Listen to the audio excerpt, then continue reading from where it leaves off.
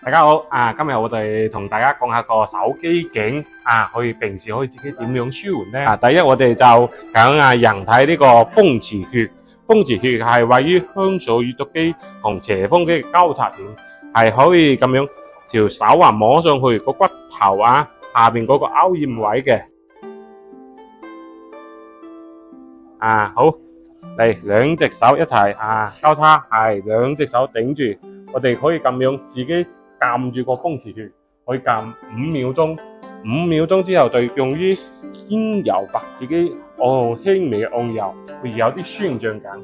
對於我哋嘅肩頸疼痛係有一啲嘅舒緩方式嘅然之後第二個穴位我哋就揀頸白露穴。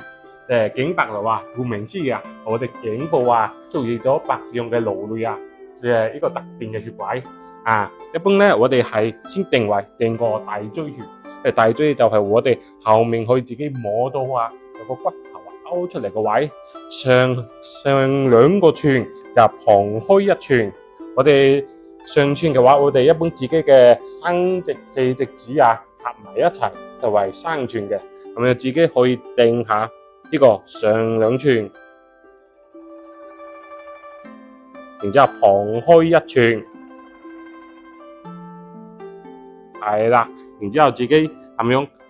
屈住交叉一齊定住個點，然後頭轉向一邊，自己轉向一邊，咁樣可以發現一邊嘅肌肉就已經好扯啦，扯住嘅時候就用嚟精前鬆弛，